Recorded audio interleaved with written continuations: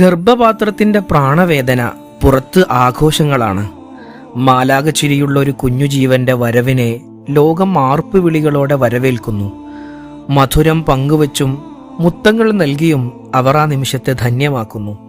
എന്നാൽ ആരുമറിയാത്ത ഈ ഇരുളിൽ രക്തവും വിയർപ്പും പുരണ്ട ഈ ശയ്യയിൽ ഞാൻ മാത്രം വല്ലാത്തൊരു ശൂന്യതയെ പുണർന്നു കിടക്കുകയാണ്. ഇത്രയും കാലം പ്രപഞ്ചത്തിലെ ഏറ്റവും സുരക്ഷിതമായ ഒരിടമായി ഞാൻ നിന്നെ പൊതിഞ്ഞു പിടിച്ചു.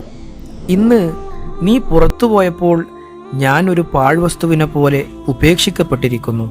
നിനക്കറിയാമോ കുഞ്ഞെ, നമ്മൾ ഒന്നായിരുന്ന 10 മാസങ്ങൾ അത് എൻ്റെ മാത്രം വസന്തമായിരുന്നു. എൻ്റെ ഇടുങ്ങിയ ചുവരുകൾക്കുള്ളിൽ നിന്റെ കുഞ്ഞു ഹൃദയം ആദ്യമായി മിടിക്കാൻ തുടങ്ങിയ അന്ന് ആ താളം എൻ്റേതു കൂടിയായി മാറി. നീ ശ്വസിച്ചത് എൻ്റെ ശ്വാസത്തിലൂടെയായിരുന്നു. നിന്റെ ഓരോ ചലനവും എൻ്റെ ആന്തരിക അവയവങ്ങളെ വേദനിപ്പിച്ചുകൊണ്ട് നീ നടത്തിയ ഓരോ ചവിട്ടുകളും എനിക്ക് നൽകിയത് മരണാതീതമായ ഒരാനന്ദമായിരുന്നു. നിനക്ക് വളരാൻ വേണ്ടി ഞാൻ സ്വയം വികസിച്ചു. എൻ്റെ പരിധികളെല്ലാം ലംഘിക്കപ്പെട്ടു. എൻ്റെ ചർമ്മം വിണ്ടുകീറി, മാംസപേശികൾ വലിഞ്ഞു മുറുകി വേദനയാൽ വിറച്ചു. ഓരോ ദിവസവും നീ എന്നെ ഉള്ളിൽ നിന്ന് കാർന്ന് തിന്നുകയായിരുന്നു. പക്ഷേ ആ വേദനയെ ഞാൻ പ്രണയിച്ചു. കാരണം ഞാൻ ഒരിക്കലും ഒറ്റക്കായിരുന്നില്ല.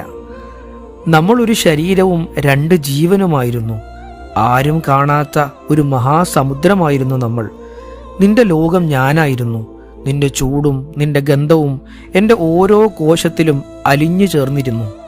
നിനക്ക് ആഹാരമേകാൻ ഞാൻ എൻ്റെ രക്തത്തെ അമൃതാക്കി മാറ്റി. എൻ്റെ ശരീരം നിനക്ക് വേണ്ടി ഒരു ബലിപീഠമായി മാറി.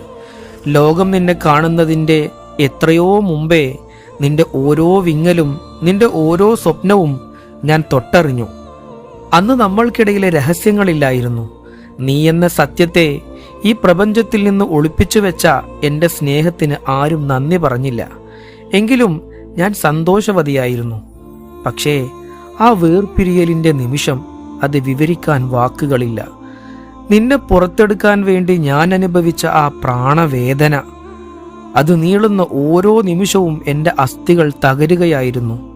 ഓരോ സങ്കോചവും നിന്നെ എന്നിൽ നിന്ന് അകറ്റാൻ വേണ്ടിയായിരുന്നു എന്ന് ഓർത്തപ്പോൾ ആ ശാരീരിക വേദനയേക്കാൾ വലിയൊരു ഹൃദയവേദന ഞാൻ അനുഭവിച്ചു.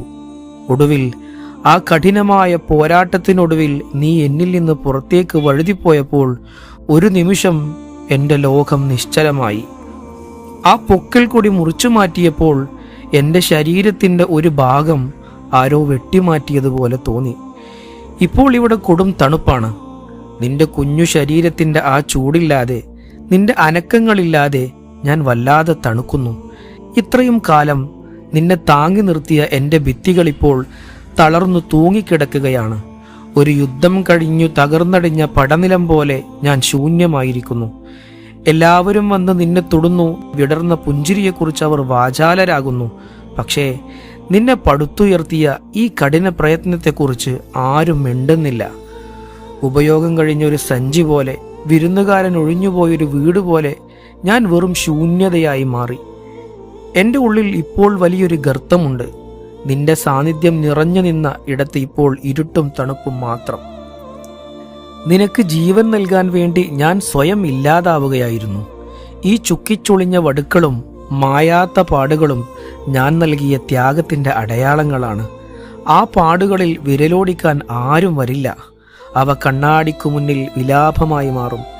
എങ്കിലും കുഞ്ഞേ, നിനക്ക് നന്ദിയുണ്ടാകണമെന്നല്ല, പക്ഷേ ഒരു നിമിഷം നീ ആ ശൂന്യതയെ ഓർക്കുമോ?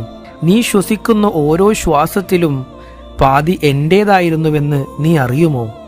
പുറത്തെ വെളിച്ചത്തിൽ നീ കണ്ണു ചിമ്മുമ്പോൾ ഇരുളിലായിപ്പോയ ഈ കൂട് നിന്നെ ഓർത്ത് തേങ്ങുന്നുണ്ട്. നിന്നെ നഷ്ടപ്പെട്ടതിലല്ല എൻ്റെ സങ്കടം, മറിച്ച് ഇനി ഒരിക്കലും നമ്മൾ ഒന്നാകില്ല എന്ന സത്യത്തോടാണ്. നീ സ്വതന്ത്രനായി വളരും. നീ ലോകത്തെ കീഴടക്കും. പക്ഷേ എനിക്ക് നീ എന്നും എൻ്റെ ഉള്ളിലെ ആ കുഞ്ഞു തുടിപ്പ് മാത്രമായിരിക്കും. ആരും കാണാത്ത ഈ കണ്ണീർ ഞാൻ ഉള്ളിലേക്ക് ഒളിപ്പിക്കുന്നു. സ്നേഹമെന്നാൽ സ്വയം ശൂന്യമായി മാറുന്നവർക്ക് പൂർണ്ണത നൽകലാണെന്ന് ഞാൻ തിരിച്ചറിയുന്നു. ഒരു വലിയ തിരമാല തീരത്തെ പുണർന്ന് പിന്തിരിഞ്ഞു പോകുമ്പോൾ ആ തീരത്തുണ്ടാകുന്ന ഒരു വിങ്ങലുണ്ട്. അതുപോലെ ഞാൻ എന്നും നിന്നെ ഓർത്തുകൊണ്ടിരിക്കും. ത്യാഗത്തിൻ്റെ വേദനയുണ്ടല്ലോ, അത് ലോകത്തിലെ ഏറ്റവും മനോഹരമായ മുറിവാണ്. ആ മുറിവും പേറി ഈ ശൂന്യതയിൽ ഞാൻ നിശബ്ദമായി പുഞ്ചിരിക്കുന്നു.